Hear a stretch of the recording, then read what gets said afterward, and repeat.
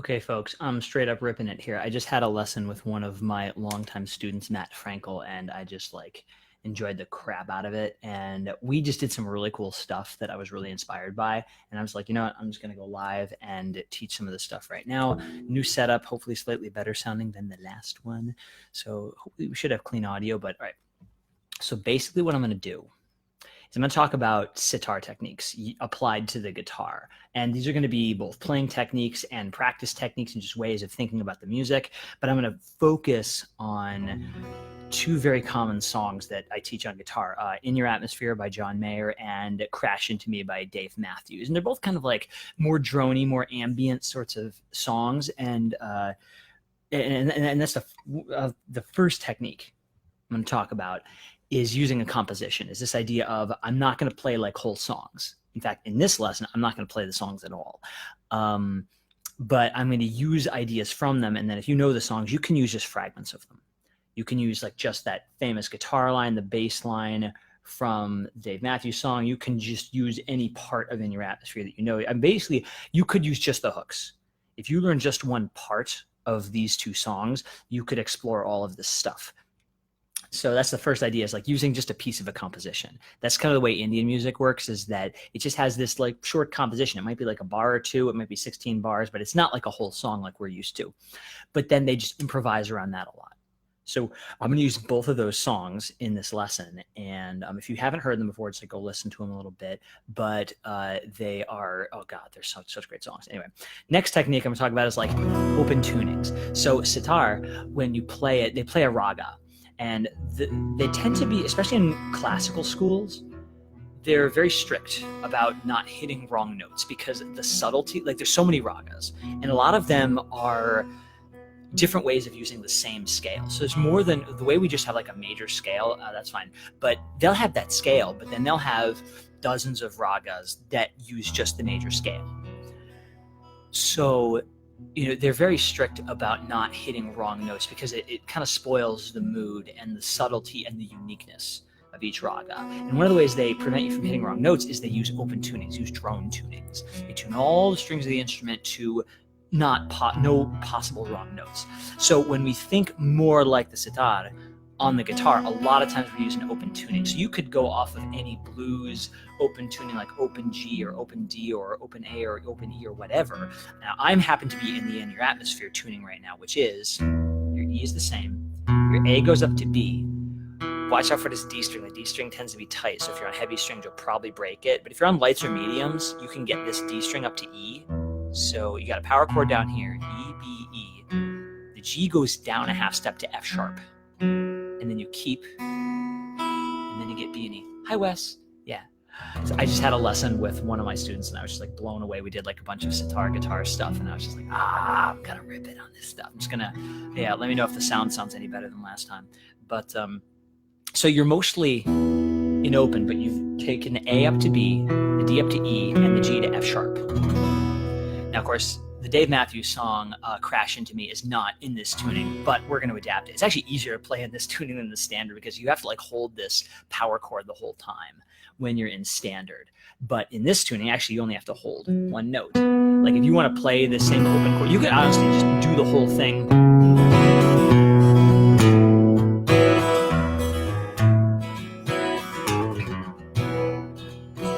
Do it with all these open strings, and that's the whole idea. You got these open strings, you can't hit wrong notes. Now if you want to like work on your hybrid positions a little bit, you can hold the 5th fret of the G string, and then you have that open power chord, and then it's really the same feeling.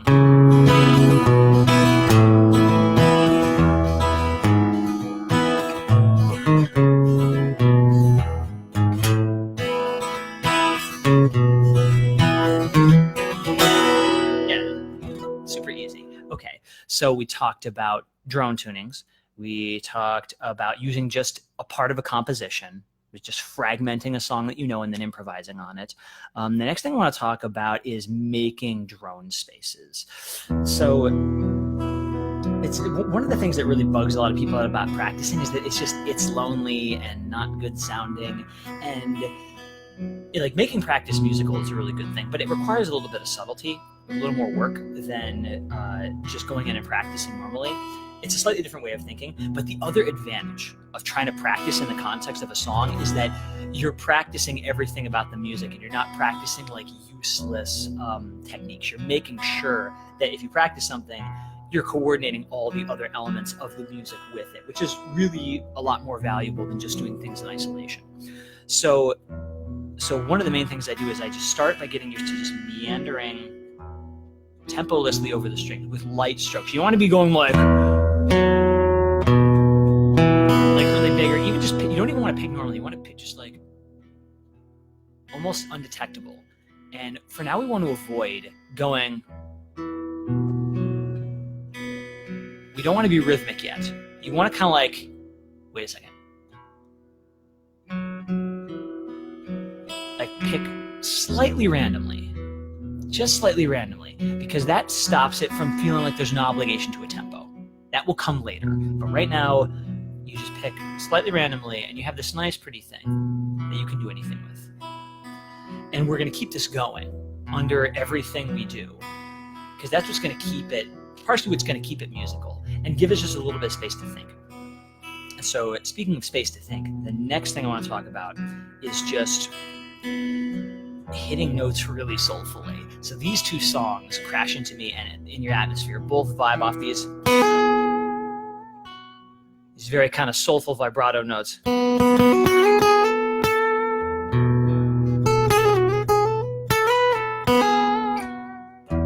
then, Dave Matthews obviously.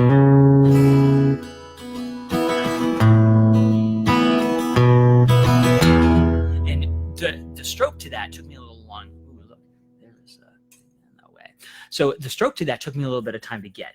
And really what you want to do is you want to kind of go into the guitar a little bit. You want to do a rest stroke with the pick. Watch my right hand very closely. I'm really going right into the guitar. It's not like picking into the next string. It's not so much this way it's more this way.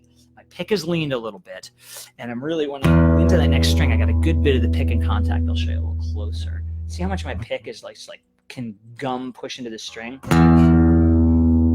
you can just get used to doing that. And see, I'm kind of just like twisting a bit from here, but it's a very heavy, attacky stroke, and it projects a lot of power, and it really just gives us a powerful feeling.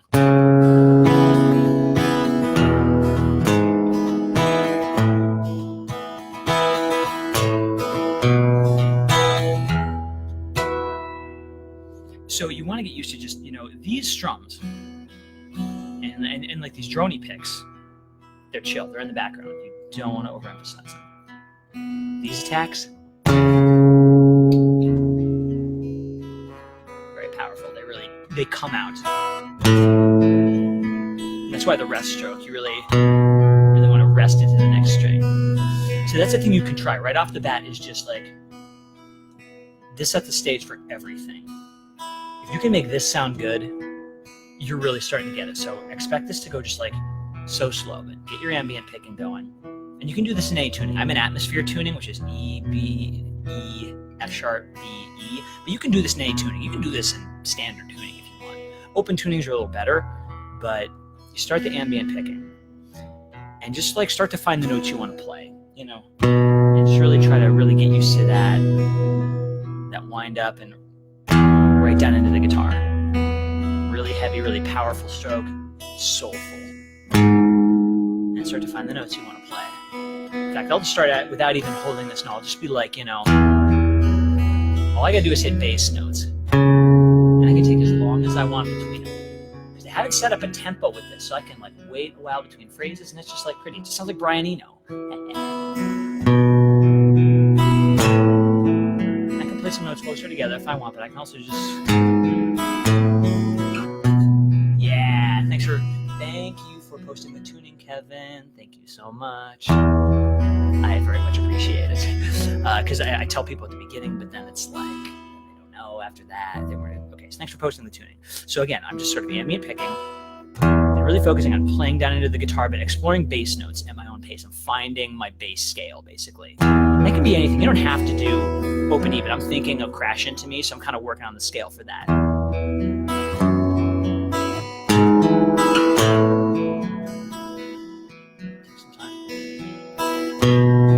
focus on making it feel musical.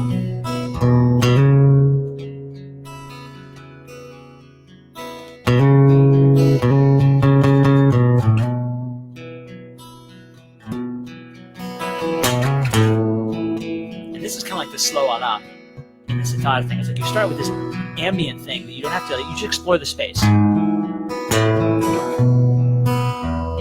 this is another thing I want to talk about. This is another big technique that you use on sitar, is when you're in this ambient area, this is where you figure out what your scale is. And you can practice any scale this way. You can learn your scales this way. In fact, this is like, I try to teach everyone their scales like this. You get a drone of some kind. You use your A minor pentatonic. You put like on an A minor drone. In this case, I'm like working on like my low bass, like, yeah, what I'm finding here is like a scale kind of in between here and there. It's not really like a box. It's like its own little peculiar type of scale I only use for this song and this tuning. And so it's like, if I've never done it before, I literally haven't played this song in months, and I have to figure this out for a live stream today. I don't have time to practice it. And frankly, nobody's got time to practice. But if you play this way, you could like go to your performance. All you know is you're playing Crash Into Me, but you're in this funky tuning. If you've got this ambient space going, everyone's like, oh, that guitar sounds so pretty doing that. Then you just start finding your notes. What about this fret? Okay, it just sounds a little creepy for a second. If you play a wrong note, play it again. It's just gonna be jaws for a little bit, it's fine. And it resolves. So that note didn't work, let's try the next one. That one sounds a little better. So you keep that one. Play with the ones you had before so you remember it. There's no rush to get anywhere. It sounds nice, you can just stay here forever. Then you just be, Terry Riley. It's fine. It's okay to be Terry Riley. So I'm just going to keep finding my space. And you can take, what about the next note? That's kind of neat, but not the note I was looking for. But again, if you hit a wrong note, play it again. Pretend like you meant it. So I know I got 2, but I'm going to avoid 3. Let's try 4. How's that sound? That almost sounds like the song I'm going for. The audience might not guess what it is yet, but you know this note. You're going to keep it. Just play with those notes a little bit, because you know what they are. No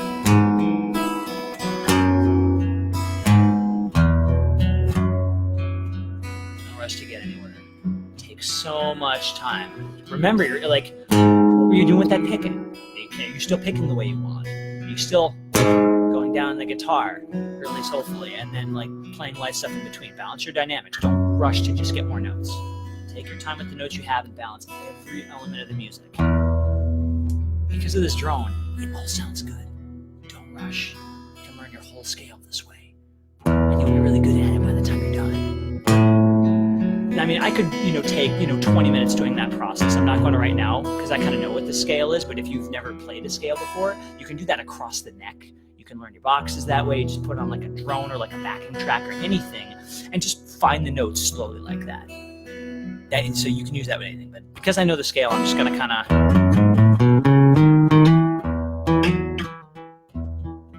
So I know those are my notes. Now I'm going to start playing with them a bit more now that I got them. The key thing is to just keep letting this drone interpolate between my phrases so I have time to think about what I want to explore next. And if I miss a note like that, I play around in that space to try to solidify it, because like mistakes like that in improvisation, they reveal technical weaknesses.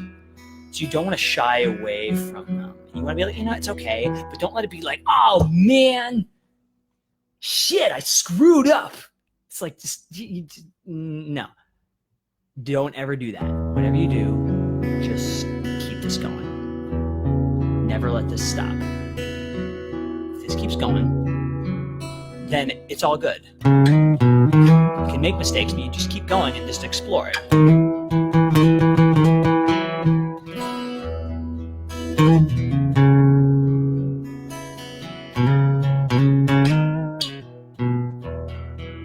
Next thing I'm going to talk about a little bit is vibrato. So the other thing that makes these ambient spaces sound really good, and a song like, In Your Atmosphere, which we'll talk about a moment later, is the vibrato in that space. And in the actual hook to that song, it happens very quick, very quick. So getting used to it, Matt Frankel and I were working on that this morning. It's hard to get used to that vibrato. A lot of people don't have the motion down yet. This is a really good space to practice it in. But you don't want to try to like just go right for that right there, because you got to get a lot of things. You kind of got to get the right level of grip. You don't want to, if you squeeze too hard, you just yank your guitar with you. What you really want to try first, in Indian music, is use Sitar technique, they call it gan, which means touching. So you just kind of touch the note right above you.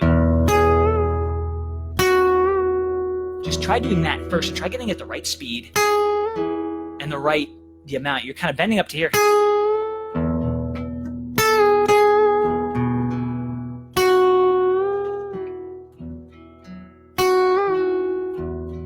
Just try to get that speed and that motion right. And notice what I'm doing.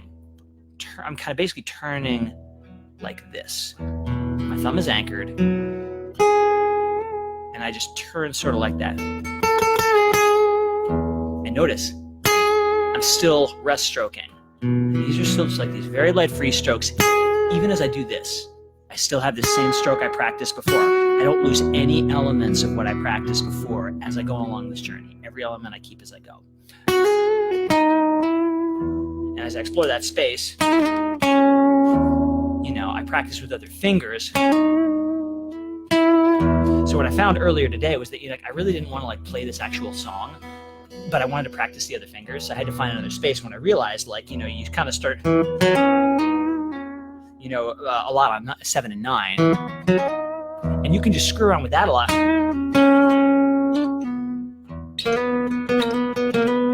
That works. But if you want to practice 2 and 4, what's really nice to do is to go up on the G and the B strings, your second and third strings, to 9, 10, and 12.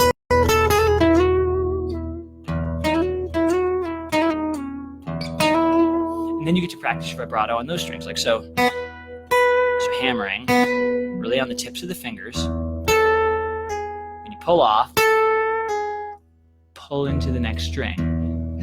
Rest strokes, just like your picking hand. The same way same way this picking hand is like resting into this string.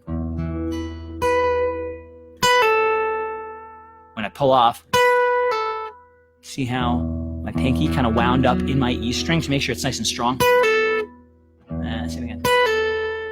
There we go. Got the rest stroke and the vibrato in the left hand. That takes a little bit of time, but again, if you just keep these bass strings kind of going like this, you have as much time as you need to kind of watch your hand, to kind of look at and say, okay, am I really going to hit? Am I really going to like point with the tip of my finger?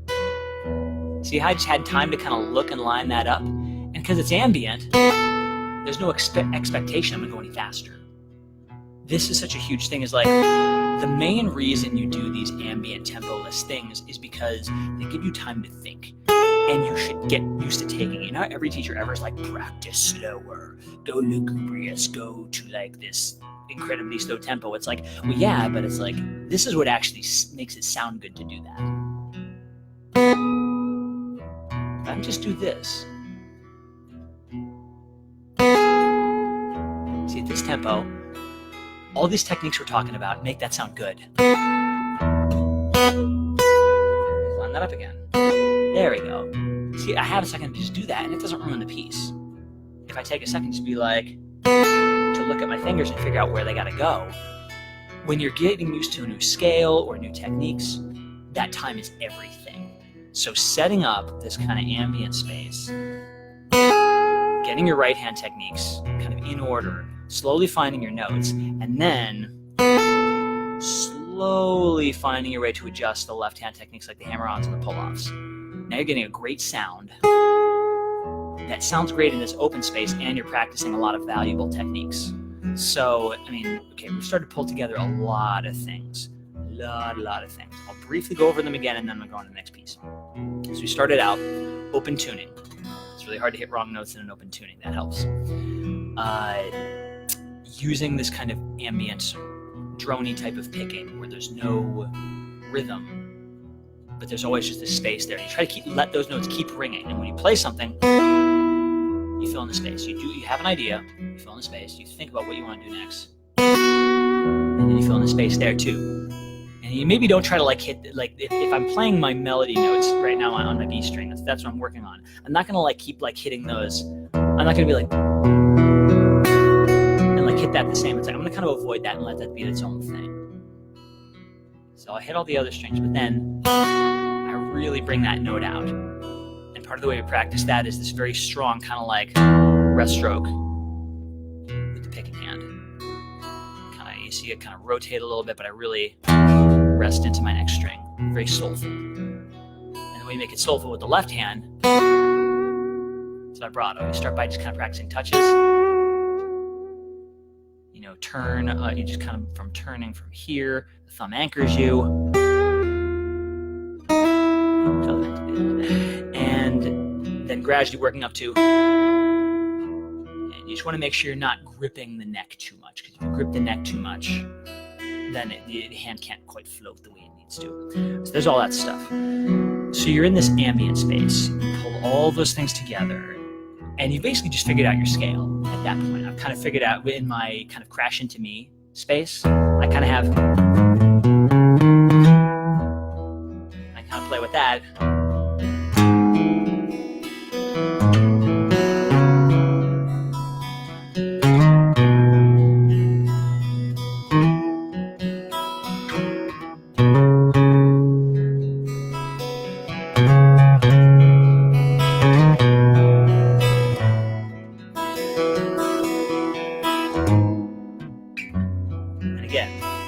That scale out today. I'd never practiced it before, but when you're in this ambient space, you get as much time as you need to kind of, what about this note? That sounds okay if you really just let it be, but it's not the note I was going for. But no one has to know that, except you.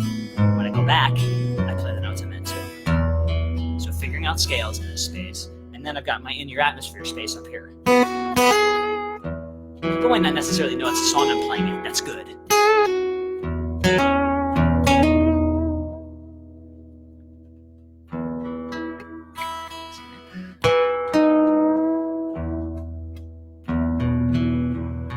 Blocked a couple of my strings there, but I can use my bass strings still to keep the drone going. You want to make space for the drone in between phrases. And carving out new spaces to cover the technical things you want to do. If I'm just in here, I only get my one of my three fingers working. But if I'm up here, I can use my 2 and my 4 fingers and work on the same techniques. So it's still coherent.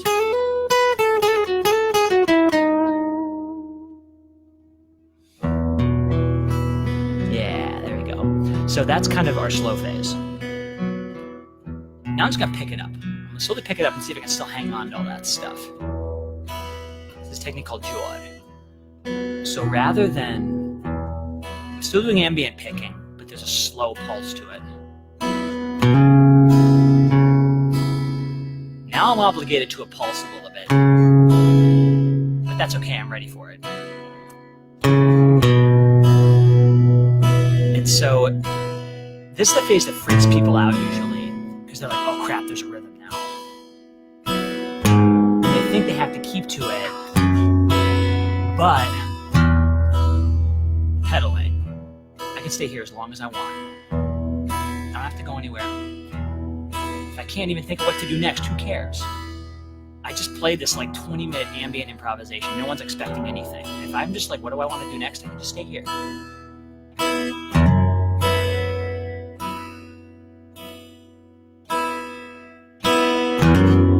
cares? It doesn't have to be in a rhythm. It doesn't have to be in a meter or a phrase structure. Yeah. No expectations. So my lesson with Matt earlier, we were trying to figure out the melody in this tuning because we're doing crash into me, but I'm in atmosphere tuning. So the notes are all different. We had to figure it out. So let's say we know our scale, but we don't really know the melody is. So this is a technique I call fragmenting.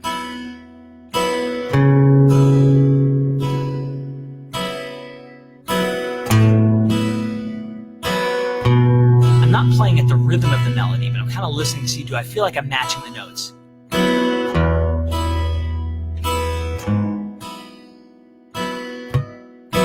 The melody detector algorithm, I don't think will find this either, which is the main reason I'm doing it.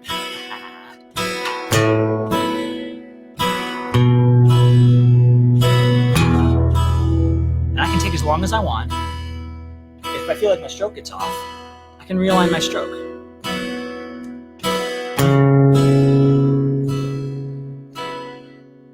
I can play with a note if I want to.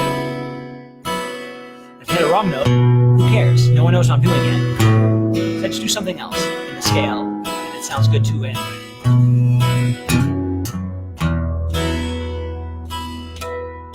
I just play with some other stuff while I'm waiting. But at this point, I'm starting to really get into what I started to do.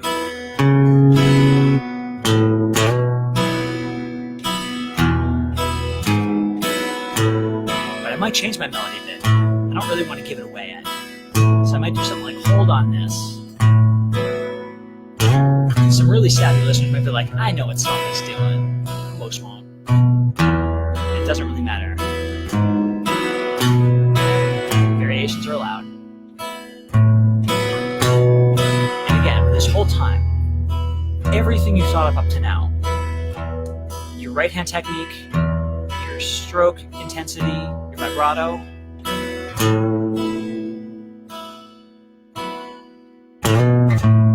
you're trying to keep it all collected. And if you lose any element of it, you slow down and you focus until you recenter it, because again, you're practicing musically. You're trying to tie every single element together all the time. But eventually you get closer to playing the real composition.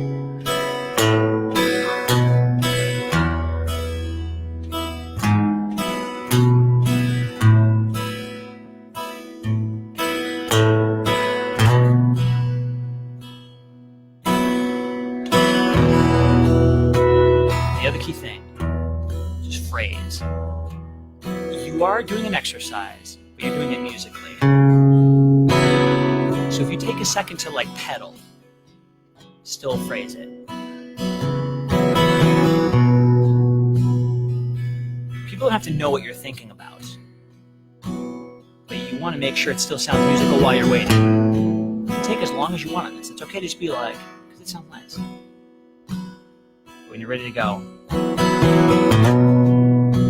you think about what you're going to do until you know you can hit it soulfully.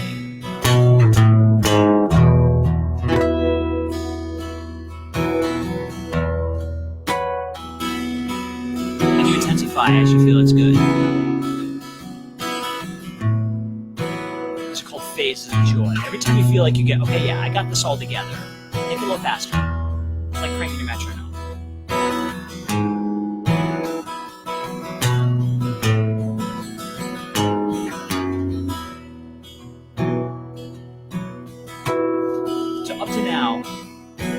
We haven't talked a lot about phrasing, but it's a lot about technique. At this point, you're really starting to feel like music. You really want to start thinking about phrase structure, and not so much like putting in boxes, but every now and then giving the listener a rest. It's like right now I'm just kind of exploring. I started going down the scale, but it's like, where is it going? I want to hold some tension.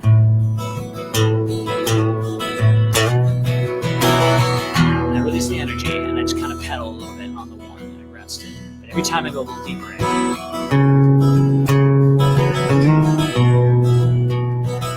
Try to do something different, go further in.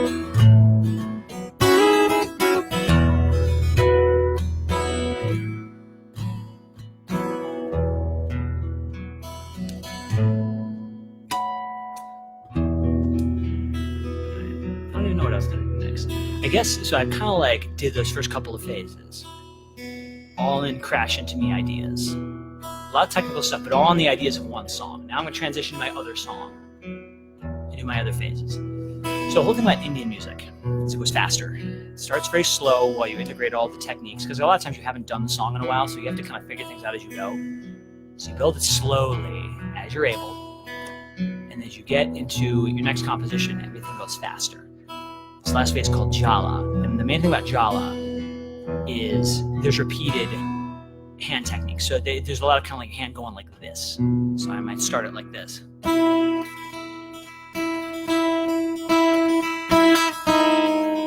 it up my space. Still taking my time, but it's already fast. And now my low bass string is my phrase marker. Every time I just add that in between for the space. But mostly, this kind of covers most of the space. It's another big sitar technique. You kind of hit a drone string as you go. So now I'm using kind of like my open E as a drone string. I'm kind of touching the G string, the third string, with the tip of my finger, but not pushing it, so it's muted. But I'm playing all my notes on the B string.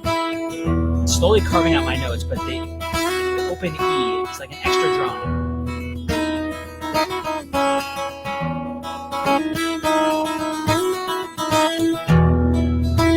If it's open, I can hit all these. All those are legal drumsticks.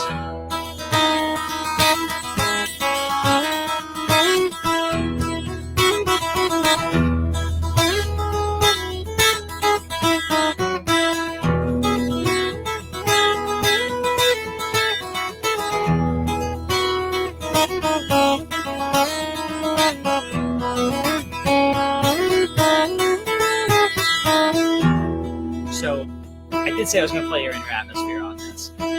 So I could just doodle around this forever, but that's not really what this is about. It's about exploring the song. Because the song is going to suggest some things that other songs aren't going to. So I'm going to try to figure out, what is it about this song that is special? It's really this. So it's hammer riffs. That's really what makes the song special. So I'm going to try to bring that. I'm going to slowly bring it in. I haven't played it in a bit, so I gotta find it. I'm gonna go at a pace where I know I can find it. I'm still feeling the pulse. I haven't stopped feeling the pulse, but I give myself time to think. So I'm fragmenting the composition, just like I did with Dave Matthews. I break it into pieces that I can do and slowly piece it back together.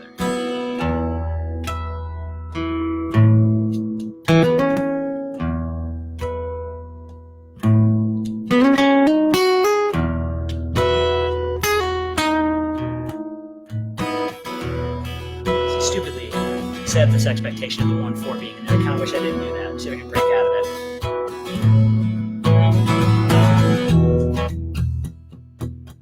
Kind of pulling away from that 4 being in there.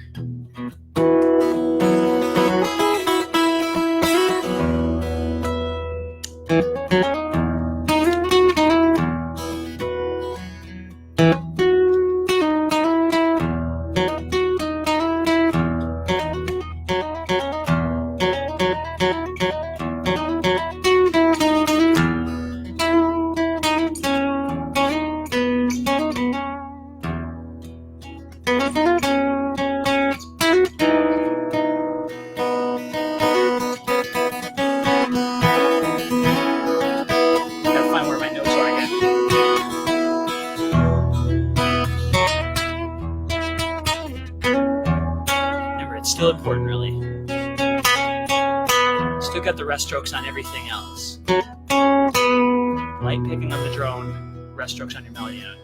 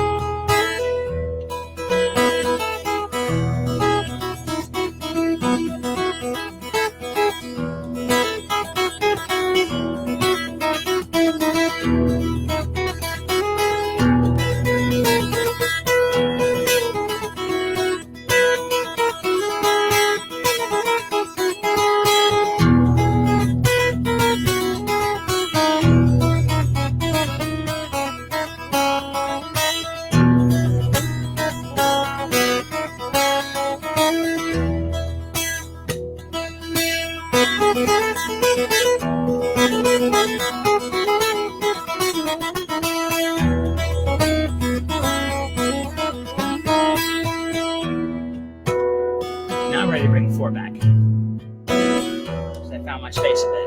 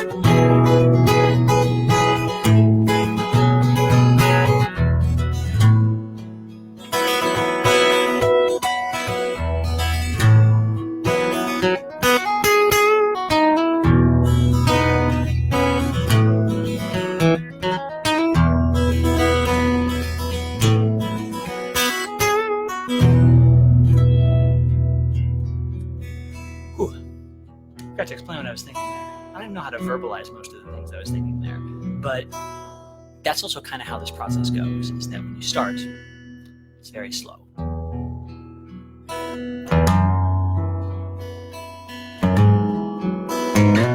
And you have lots of time to think, and you take it.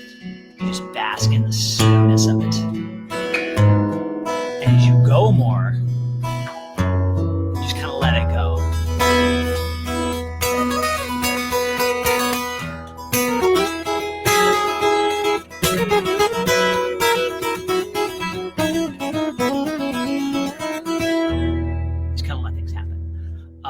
So yeah, that's the main thing I wanted to get across. I just worked on a lesson with a friend of mine this morning, and so many of those things happened in it, and I was like, I just want to get this out there as a set of things. So let me quickly recap all the things I talked about. So starting out with the idea of some song, but realizing you're going to break it up into little pieces. Rather than try to play a whole song, we're going to be like, let's just take the hook of this. So I take just the hook of In Your Atmosphere, or the hook of the bass line of Crash Into Me, and we're going to play with it. So you take that idea, using a drone tuning, using an ambient tuning, using open tunings, like open D or open G. This is atmosphere tuning, which is E, B, E, I'm sure, B, E. So you can't really hit wrong notes as much. Then you slowly start to find your notes. You carve out your space, and it can be any type of scales. Like the best way to practice scales is like use this kind of open picking, and then just like slowly find the notes you want to use.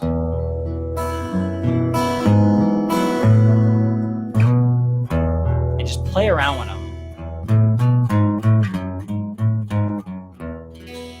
And put your drone in between to keep it sounding nice. But do that as long as it takes to really get solid on what the notes you're using are. Hi, Clyde. It's popping. And that is the key. And again, if you hit a wrong note, hit it again. Pretend like you meant it. Because in drone tunings, you can usually get away with it. So that's that. You carve out the space. Then you really start to work on just the sound of your strokes. In particular, I really focused on the rest stroke with the pick. Really kind of going down into the guitar. When I'm picking these, it's very, very light, tempo-less. But then when I hit this, I really rest and really make it doink. So it stands out from everything else.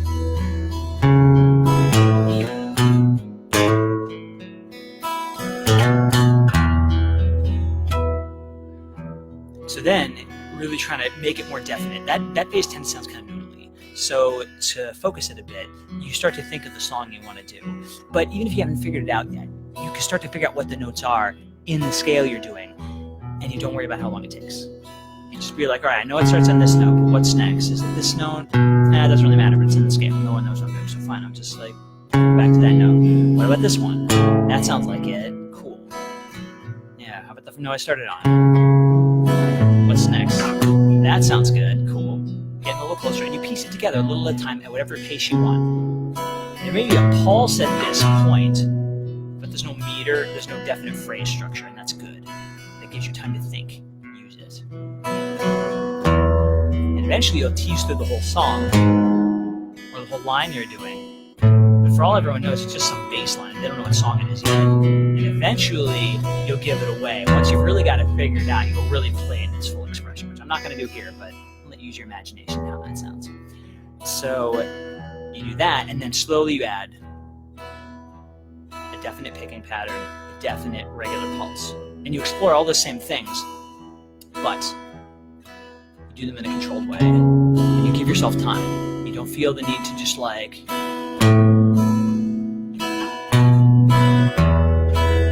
I wait here for a bit, it's fine. Longer than I think I should. And I hit it again, who cares? It's ambient. There's no rush. Taking that time to think lets you learn at the ideal pace, because you're actually working on what you need to work on, rather than what you feel like the song tells you you should. And you piece it together at your own pace. And gradually, it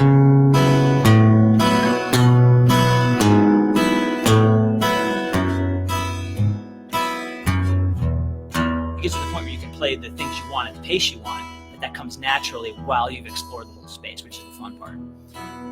And then after you've done that, you kind of open up the space a little more, you kind of speed it up and start using more repetitive picking patterns. And then in this case, I switched to my other song. I started exploring atmosphere more.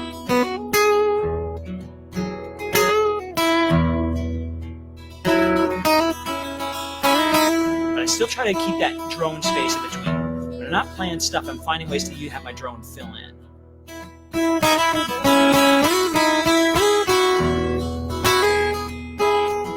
So kind of use this lightly, but I really, so pick those notes out really powerfully.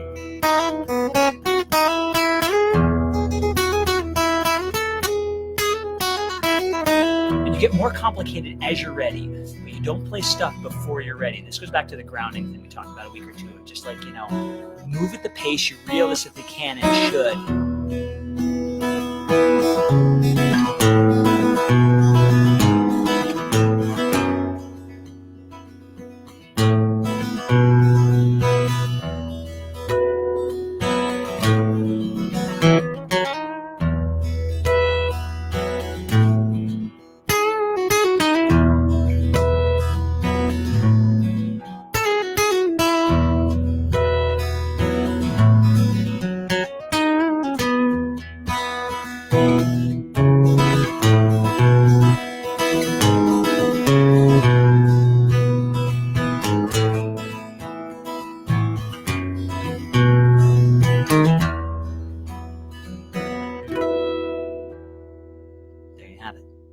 So that is my short version of Sitar techniques on guitar.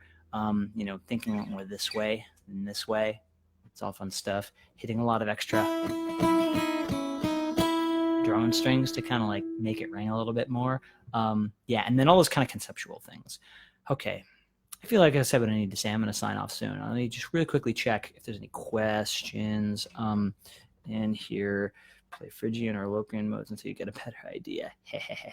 That's a cool idea. Yeah, playing funky modes in these is always fun. I'm just going from like, okay, I'm in an open thing.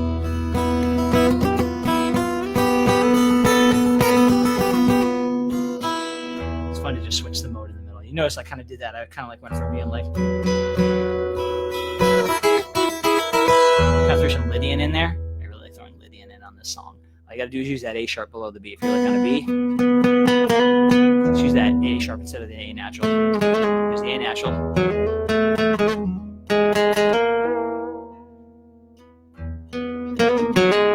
Yeah. So doing doing some Lydian in there is pretty fun too. Let's see if there's any other questions real quick. Yeah, Kevin, wrong notes. There's no such thing as wrong notes. If you hit a wrong note, play it again. Pretend like you meant it.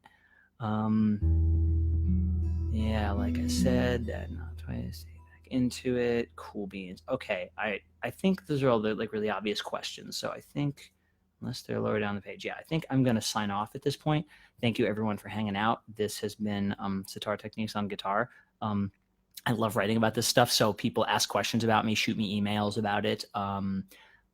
This is a thing I explore a lot. So if you have songs you want me to try to explore this concept with, I could literally probably use these techniques with any song in existence. So I challenge me. What songs do you think I can play sitar techniques with on guitar? It could literally be anything.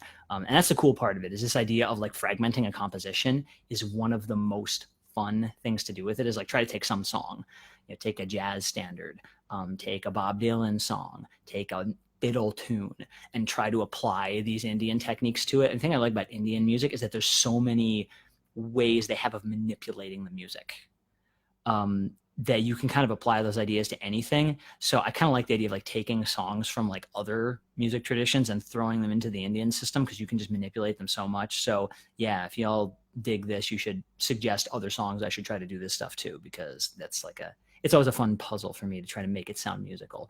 All right, with that, I'm going to sign off. Thanks for hanging with me, folks. And yeah, I may spontaneously live stream. Oh, by the way, Tim Wood, what is my favorite open tuning?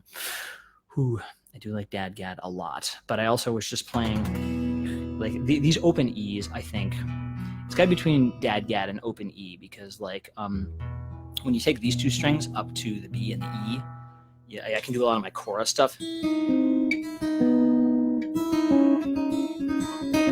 really like messing around with like scales you can play across strings. I haven't practiced that in a bit, but when you do open E tunings, those work really well. You gotta like.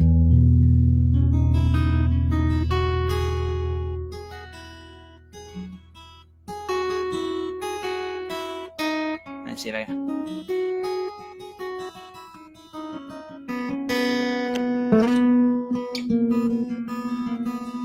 So open E tunings are really fun because of that. But yeah, no, I'm in Dad Gad a lot. Okay, yeah. Send me emails or comments or whatever about what songs you think I should do more sitar with guitar techniques on. And yeah, I'm calling it a day. Thanks for hanging, folks. I'm out of here. Bye-bye.